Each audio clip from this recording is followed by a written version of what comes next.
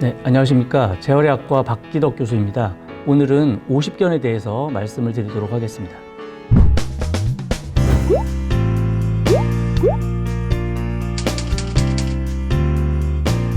네, 오십견은 만성적인 어깨 관절의 통증과 관절 운동 제한을 특징으로 하는 질환으로 전 인구의 약 2% 정도에서 발병하는 것으로 이렇게 알려져 있습니다.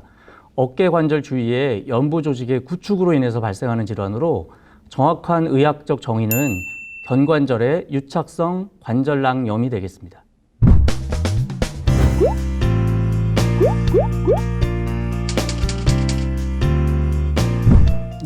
흔히 오십견은 50세 전후에 관절의 유착이 발생하기 때문에 그 명칭이 오십견으로 되어 있습니다. 하지만 반드시 50대에만 발병하는 것은 아니고요. 30, 40대나 또는 50대 이후에도 충분히 발생할 수 있는 그런 질환이 되겠습니다.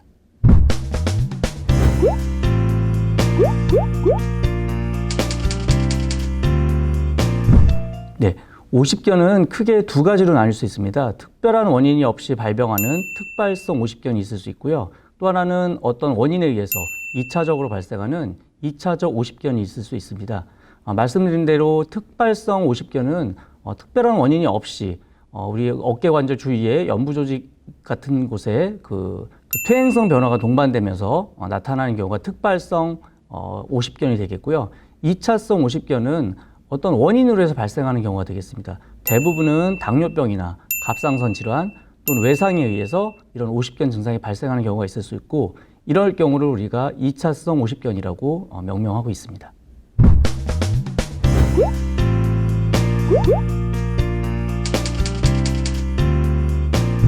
네, 오십견의 가장 큰 특징은 어깨 관절의 통증과 이로 인한 관절 운동의 제한이 되겠습니다. 그래서 대부분 일상생활을 할 때, 특히 세수를 하거나 머리를 빗거나 머리를 감거나 할 때 어깨를 들어 올리기가 힘들어지는 것이 가장 큰 증상이 되겠습니다. 이러한 오십견은 우리가 크게 3단계로 나누게 됩니다. 1단계는 통증기, 2단계는 동결기, 3단계는 회복기, 이렇게 나누게 되는데요. 1단계에는 통증기에는 가장 극심한 통증이 유발되는 단계가 되겠습니다. 이 경우에는 관절 운동 제한은 특징적으로 나타나진 않지만 가만히 있을 때도 어깨 관절에 통증이 유발되거나 이런 통증으로 인해서 일상생활 동작에 제한이 발생하게 됩니다. 다음 2단계는 이런 통증이 발생한 뒤로부터 한 3개월 정도가 경과되게 되면 이제 어깨 관절에 제한이 생기게 됩니다. 가만히 있을 때 통증은 좀 감소하는 양상을 보이지만 어깨 관절 운동에 제한이 생겨서 일정 각도 이상으로 어깨를 들어 올리거나 회전시킬 때 통증이 유발되는 것이 특징이 되겠고요. 대부분 한 1년 정도, 그러니까 약 12개월 정도가 경과하면 이런 통증과 관절 운동 제한도 어느 정도 사라지는 이제 회복기가 되겠습니다. 하지만 이런 회복기가 지나도 적절한 치료가 되지 않는다면 관절 운동 제한은 지속적으로 남을 수 있게 되겠습니다.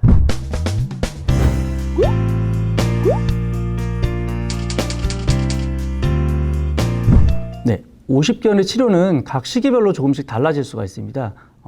일단 급성기, 즉 통증기에는 염증 반응을 가라앉히는 게 가장 우선시 되기 때문에 이런 염증을 가라앉히는 항염증제와 같은 약물 치료가 필요한 시기가 되겠습니다. 이후에 동결기가 되면 관절 운동 제한이 가장 큰 특징이 되기 때문에 이런 관절 운동 제한을 호전되게 할 수 있는 물리치료, 약물 치료 등이 도움이 되겠습니다. 가장 중요한 치료는 어깨 관절 운동의 제한을 막을 수 있는 신장 운동 치료가 가장 중요한 치료가 되겠습니다. 이후에 회복기가 되어도 관절 운동 제한이 남을 수 있는데요. 이러한 보존적인 치료를 했음에도 불구하고 관절 운동 제한이 남거나 하는 경우에는 수술적인 치료가 도움이 될 수도 있겠습니다. 네, 오늘은 여기까지 말씀드리도록 하겠습니다. 다음 시간에 다시 뵙도록 하겠습니다. 감사합니다.